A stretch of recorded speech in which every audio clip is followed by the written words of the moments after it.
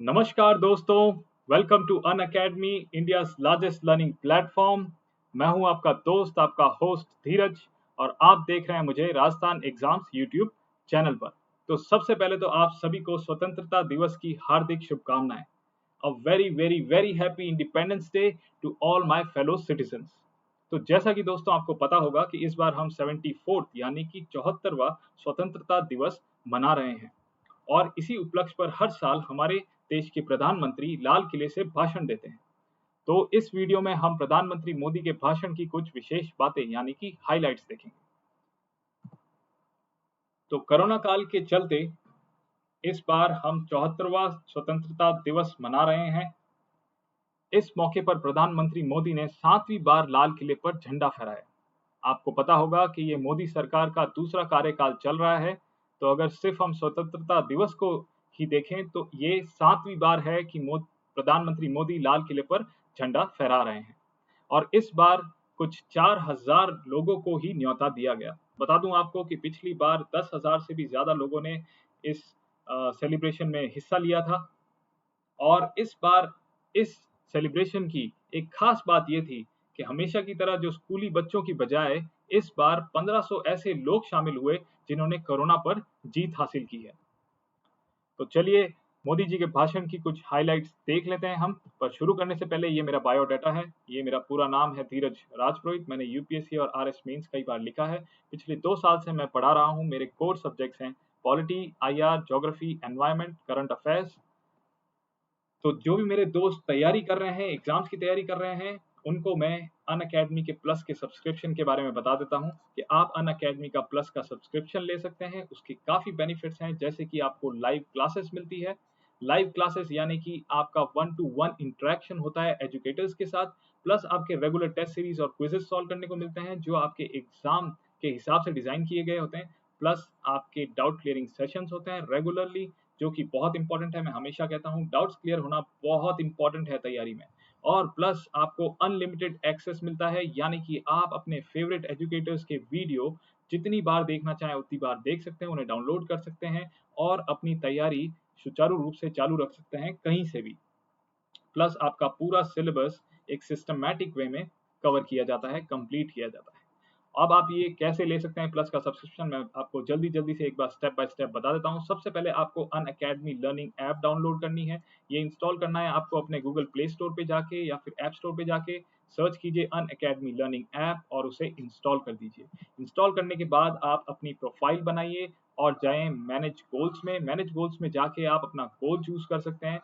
जैसे कि हमारे केस में फॉर एग्जाम्पल आप स्टेट पीएससी में जाके आरपीएससी चूज करते हैं। आरपीएससी चूज कर कर आप अपनी प्रोफाइल खोलें। यहाँ पे आपका नाम होगा। यहाँ पे आप जहाँ प्लस दिख रहा है इस पे क्लिक करें तो आपके पास इस तरह की एक विंडो खुल जाएगी जिसमें आपको गेट सब्सक्रिप्शन पे क्लिक करना है, और फिर आपके पास इस तरह के मंथली प्लान्स आ जाएंगे। आप देख सकते हैं 1 month, 3 month, 6 month, 12 month, 24 month plans हैं। मेरा पर्सनल रिकमेंडेशन आपको है कि आप या तो 12 मंथ या 24 मंथ प्लान लें, क्योंकि अगर आप तैयारी कर रहे हैं तो एक तैयारी क्या होती है कि सीरियस एस्पिरेंट कम से कम 1 साल तो तैयारी करता ही है। ऑलराइट, तो मेरा मानना ये है कि आप 1 साल या 2 साल का सब्सक्रिप्शन लें। पहली बात, आपको ये कॉस्ट इफेक्टिव पड़ेगा, कॉस्ट के हिसाब से आपको बहुत कम पड़ेगा, प्लस आपकी तैयारी भी सुचारू रूप से चालू रहेगी। ऑलराइट, जो भी मेरे दोस्त 2021 में एग्जाम देना चाहते हैं वो 1 साल का ले सकते हैं, और जो 22 या 23 में देना चाहते हैं वो 2 साल का सब्सक्रिप्शन ले सकते हैं। तो 1 साल का है आपका 7000 और 2 साल का है आपका 8400 यानी कि 8400। पर आपको इतना भी पे नहीं करना है। अगर आप मेरा कोड यूज करते हैं धीरज 10 DHIRAJ10, तो आपको इंस्टेंटली 10% डिस्काउंट मिल जाएगा। यानी जो 1 साल का आपका 7000 का जो कोर्स है वो आपको मिलेगा 6300 में, और जो 2 साल का आपका 8400 का है वो आपको मिलेगा 7560 में। तो ये काफ़ी अच्छा अभी प्लान्स है। प्लस आपके पास ईएमआई ऑप्शंस भी अवेलेबल हैं अभी। तो देर ना करें, जल्दी से जल्दी ले लें अगर आप सीरियसली तैयारी करना चाहते हैं। तो आप मेरा कोड यूज़ कर सकते हैं धीरज 10 DHIRAJ10, तो आपको इंस्टेंटली 10% डिस्काउंट मिल जाएगा। तो चलिए शुरू करने से पहले जो भी नए हैं इस चैनल पर तो प्लीज़ सब्सक्राइब कर लें, ताकि हमारे जो भी वीडियोस आएंगे, आने वाले वीडियोस हैं वो आप देख सकते हैं। बेल आइकन दबा दें ताकि एडवांस में आपको नोटिफिकेशन मिल जाएगा कोई भी वीडियो का। And please like and share support कीजिए, लाइक एंड शेयर कीजिए, ज़्यादा से ज़्यादा शेयर कीजिए इस वीडियो को। ये है मेरा टेलीग्राम चैनल, इसे आप ज्वाइन कर सकते हैं। मेरी क्लासेस की जितनी भी मेरी क्लासेस होती है उसकी पीडीएफ मैं यहाँ पे अपलोड करता हूँ, प्लस नोटिफाई कर देता हूँ जो भी मेरी क्लासेस होने वाली है। और ये है मेरे अनअकैडमी प्रोफाइल का लिंक, आप इस पे जाके मुझे फॉलो कीजिए, तो मेरी जो भी क्लासेस आ रही है, कोर्सेस आ रहे हैं, उसके आपको नोटिफिकेशन मिल जाएगा। तो शुरुआत करते हैं मोदी जी के भाषण के हाईलाइट्स के बारे में। ठीक है, तो सबसे पहले मोदी जी ने योद्धाओं को नमन करते हुए कहा कि ये हमारे स्वतंत्रता सेनानियों के बलिदान को याद करने का दिन है। आज का दिन हमारे स्वतंत्रता सेनानियों के बलिदान को याद करने का दिन है। आपको पता होगा कि 1947 में हमें आज़ादी मिली थी, 15 अगस्त 1947, और ये आज़ादी हमें आसानी से नहीं मिली। इसके लिए हमारे काफ़ी स्वतंत्रता सेनानियों ने अपना बलिदान दिया। इसी के साथ मोदी जी ने यह भी कहा कि यह सेना, अर्धसैनिक और हमारी सुरक्षा सुनिश्चित करने वाली पुलिस सहित सुरक्षा कर्मियों का आभार व्यक्त करने का भी दिन है। और आपको पता होगा कि आज ही के दिन अरविंद घोष की जयंती भी मनाई जाती है। अरविंद घोष एक क्रांतिकारी थे जो आगे चलकर आध्यात्मिक ऋषि बन गए। आज उन्हें भी याद करने का दिन है। आगे मोदी जी ने कहा कि लोगों की सेवा में जी जान से जुटे कोरोना वॉरियर्स को भी नमन करने का, आज उन्हें आभार व्यक्त करने का दिन है। आगे उन्होंने आत्मनिर्भर भारत के बारे में कहा। उन्होंने कहा कि देश में N95 मास्क नहीं बनता था, पीपीई किट नहीं बनती थी, वेंटिलेटर नहीं बनते थे, अब बनने लगे हैं। संकल्प ले कि 75 साल की तरफ जब हम बढ़ रहे हैं तो वोकल फॉर लोकल का मंत्र अपनाएं। यानी कि हमारी जो लोकल मैन्युफैक्चरर इंडस्ट्रीज है, मैन्युफैक्चरिंग है, उसको बढ़ावा मिले, हम लोकल प्रोडक्ट्स ही खरीदें, इसको बढ़ावा दें। दुनिया के अनेक बिजनेस भारत को दुनिया के सप्लाई चेन में देख रहे हैं। हमें मेक इन इंडिया के साथ साथ मेक फॉर वर्ल्ड को लेकर आगे बढ़ना है, यानी एक्सपोर्ट पे भी ध्यान देना है। उनका कहना था कि हमारा जो मैन्युफैक्चरिंग सेक्टर है उसमें हमें जोर देना चाहिए, हमारे मैन्युफैक्चरिंग सेक्टर को स्ट्रांग बनाना चाहिए।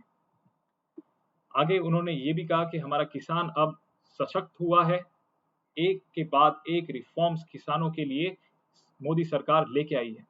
उनका दावा है कि किसानों को तमाम बंधनों से मुक्त करने का काम उनकी सरकार ने किया है। अब देश का किसान दुनिया के किसी भी कोने में अपनी शर्तों पर उपज बेच सकता है। पिछले दिनों 1 लाख करोड़ रुपए एग्रीकल्चर इंफ्रास्ट्रक्चर भारत सरकार ने आवंटित किए हैं।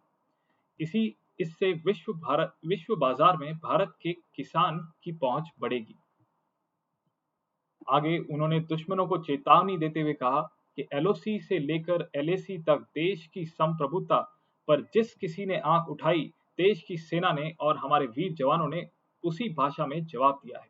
ये सीधा का सीधा संकेत था और चुनौती थी, या फिर एक आप कह सकते हो संदेश था पाकिस्तान और चाइना को कि कोई भी हमारे देश की संप्रभुता या अखंडता को हानि नहीं पहुंचा सकता। और आगे उन्होंने भारत की विश्व छवि के बारे में कहा कि आतंकवाद हो या विस्तारवाद, आज भारत डट कर मुकाबला कर रहा है। इसीलिए दुनिया का भारत पर विश्वास मजबूत हुआ है। पिछले दिनों भारत संयुक्त राष्ट्र में 192 में से 184 वोट हासिल कर अस्थायी सदस्य चुना गया है।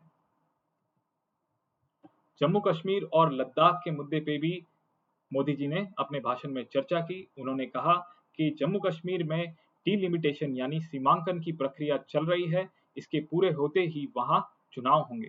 बता दें आपको कि 2019 में आर्टिकल 370 को रिवोक कर दिया गया, उसे हटा दिया गया, जिससे कि जम्मू कश्मीर को विशेषाधिकार प्राप्त थे।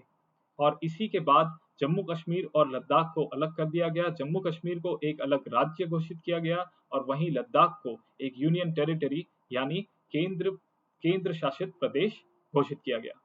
और आगे उन्होंने लद्दाख के बारे में कहा कि लद्दाख में अब सेंट्रल यूनिवर्सिटी बन रही है, नए रिसर्च सेंटर बन रहे हैं, होटल मैनेजमेंट के कोर्स चल रहे हैं जैसे। और उन्होंने सिक्किम का उदाहरण देते हुए कहा कि जैसे सिक्किम एक ऑर्गेनिक स्टेट बन चुका है, उसने अपनी एक अलग पहचान बनाई है, उसी तरह लद्दाख, लेह और कारगिल हमारे देश में कार्बन न्यूट्रल इकाई के रूप में अपनी पहचान बना सकते हैं। इसी के साथ हेल्थ सेक्टर में एक बड़ी घोषणा भी मोदी जी ने लाल किले के मंच से की। उन्होंने नेशनल डिजिटल हेल्थ मिशन की शुरुआत करी है। इसी के तहत हर भारतीय को हेल्थ आईडी दी जाएगी। यह उसके खाते की तरह काम करेगी। आपकी बीमारी, किस डॉक्टर ने क्या दवा दी, रिपोर्ट क्या थी, यह सारी जानकारी इसमें शामिल की जाएगी। पैसा जमा कराना हो, अस्पताल में पर्ची बनवानी हो, भाग दौड़ हो, अब इन सब से मुक्ति मिलेगी। उत्तम स्वास्थ्य के लिए हर नागरिक सही फैसला कर पाएगा। इसी के साथ आपको बता दूं कि ये नेशनल डिजिटल हेल्थ मिशन हमारे आरोग्य भारत का एक हिस्सा है। आगे उन्होंने कोरोना टेस्ट के बारे में बात करी। उन्होंने कहा कि देश में पहले जहां एक ही लैब थी कोरोना टेस्टिंग के लिए, आज 1400 लैब है। एक दिन में 300 टेस्ट हो रहे थे, आज 7 लाख से ज्यादा टेस्ट कर पा रहे हैं। आगे उन्होंने कोरोना वैक्सीन के बारे में बात करी। कहा भारत में 1 2 नहीं बल्कि 3 वैक्सीन टेस्टिंग के अलग अलग चरण में है। जब वैज्ञानिकों से हमें हरी झंडी मिल जाएगी तो हम बड़े पैमाने पर प्रोडक्शन शुरू करेंगे। इसकी तैयारियां पूरी हो चुकी है। हर भारतीय तक वैक्सीन कम से कम समय में कैसे पहुंचाएं, इसकी भी तैयारियां पूरी हो चुकी है। मेडिकल शिक्षा के बारे में उन्होंने कहा कि देश में नए एम्स और नए मेडिकल कॉलेजेस खुल रहे हैं। 5 साल में एमबीबीएस और एमडी में 45,000 से ज्यादा सीटें बढ़ाई गई है। गांव में आज के टाइम 1.5 लाख से ज्यादा वेलनेस सेंटर्स सुचारू रूप से चालू है। आगे उन्होंने भारत में रिफॉर्म्स के बारे में बात करी। उन्होंने कहा कि गरीबों के जन धन खातों में लाखों करोड़ों सीधे ट्रांसफर किए गए, किसानों के हित में कानून में बदलाव किए गए, स्पेस सेक्टर युवाओं के लिए खोल दिया गया। और उन्होंने आगे ये भी बताया कि नई शिक्षा नीति लेके आई है हमारी सरकार, जो कि आपको पता होगी कि हाल ही में ये रिलीज की गई है नई शिक्षा नीति। और आगे उन्होंने ये भी कहा, 1 nation 1 card, 1 nation 1 grid, 1 nation 1 tax, bankruptcy code और बैंकों को मर्ज करने के प्रयास, इन सब के बारे में भी अपने भाषण में चर्चा की। एफडीआई में बढ़ोतरी की उन्होंने दावा किया है। उन्होंने कहा है कि बीते वर्ष भारत में एफडीआई में 18% की बढ़ोतरी देखने को मिली है। आगे उन्होंने इंफ्रास्ट्रक्चर पर खर्च के बारे में भी कुछ बातें कही। उन्होंने कहा कि इंफ्रास्ट्रक्चर पर क्या 110 लाख करोड़ से भी ज्यादा खर्च किए जाएंगे। अलग अलग सेक्टर में 7,000 प्रोजेक्ट्स की पहचान कर ली गई है। इसे देश के ओवरऑल इंफ्रास्ट्रक्चर डेवलपमेंट को नई दिशा और गति मिलेगी। आगे उन्होंने भारत के मध्यम वर्ग के बारे में चर्चा की। उन्होंने कहा कि हवाई जहाजों की टिकट सस्ती होना, इंटरनेट मिलना, इन चीजों से मध्यम वर्ग की ताकत बढ़ी है। उनका दावा है कि होम लोन अब सस्ते हुए हैं और 6 लाख रुपए तक छूट मिल जाती है आजकल। गरीब परिवारों ने पैसे लगाए लेकिन योजनाएं पूरी नहीं होने से उन्हें घर नहीं मिल रहा था, तो उनकी सरकार ने 25,000 करोड़ रुपए का फंड इसके लिए बनाया। इसी के साथ उन्होंने जल जीवन मिशन के बारे में भी चर्चा की। बता दूं आपको कि पिछली बार मोदी जी ने जल जीवन मिशन की शुरुआत इसी मंथ से की थी। उन्होंने ये दावा किया है कि उनकी सरकार हर दिन 1 लाख से ज्यादा घरों में पाइप से जल पहुंचा रही है और पिछले 1 साल में 2 करोड़ परिवार तक जल पहुंचाने का काम इनकी सरकार ने किया है। आगे उन्होंने शिक्षा नीति के बारे में बात करी। जैसा कि मैंने आपको बताया कि हाल ही में ये शिक्षा नीति अभी रिलीज की गई है। नई शिक्षा नीति, उनका मानना है कि नई शिक्षा नीति देश को आगे ले जाएगी। नई शिक्षा नीति बच्चों को जड़ से जोड़ेगी और साथ साथ एक ग्लोबल सिटीजन बनने में भी मदद करेगी। उनका कहना है कि राष्ट्रीय शिक्षा नीति में नेशनल रिसर्च फाउंडेशन पर बल दिया गया है। कोरोना काल में ऑनलाइन क्लासेस का कल्चर बन गया है, ऐसा भी मोदी जी ने कहा। ऑप्टिकल फाइबर गांवों तक पहुंचाने का लक्ष्य, इस बारे में भी मोदी जी ने चर्चा की। उनका दावा है कि पिछले 5 साल में 1.5 लाख पंचायत तक उनकी सरकार ने ऑप्टिकल फाइबर पहुंचाया है और अगले 1000 दिन में देश के 6 लाख से ज्यादा गांव में ऑप्टिकल फाइबर का काम पूरा कर दिया जाएगा। महिला सशक्तिकरण के बारे में भी उन्होंने चर्चा की। उन्होंने कहा कि आज देश की सेनाओं में महिलाओं को कॉम्बैट रोल में शामिल किया जा रहा है। जहां हमारे देश में एक तरफ महिला कोयले की खदानों में भी काम कर रही है, तो दूसरी तरफ हमारी देश की बेटियां फाइटर जेट्स भी उड़ा रही हैं। उन्होंने कहा कि मुस्लिम महिलाओं को 3 तलाक से मुक्ति मिल गई है और इसी के साथ आगे उन्होंने कहा कि 40 करोड़ जनधन खातों में से 22 करोड़ खाते महिलाओं के हैं और 25 करोड़ मुद्रा लोन में से 70% लोन महिलाओं को दिया गया है। आगे उन्होंने ये भी कहा कि 6000 जन औषधि केंद्रों में ₹1 प्रति पैड के हिसाब से 5 करोड़ से ज्यादा सैनिटरी पैड्स मुहैया कराए गए हैं। तो ये थी खास बातें मोदी जी के भाषण की। तो अगर आपको वीडियो पसंद आया तो प्लीज लाइक एंड शेयर कीजिए और जो भी नए हैं वो सब्सक्राइब कर लें और बेल आइकन को दबा दो ताकि जो भी हमारे लेटेस्ट वीडियोस आ रहे हैं उसके आपको नोटिफिकेशन मिल जाए। तो जय हिंद, जय भारत।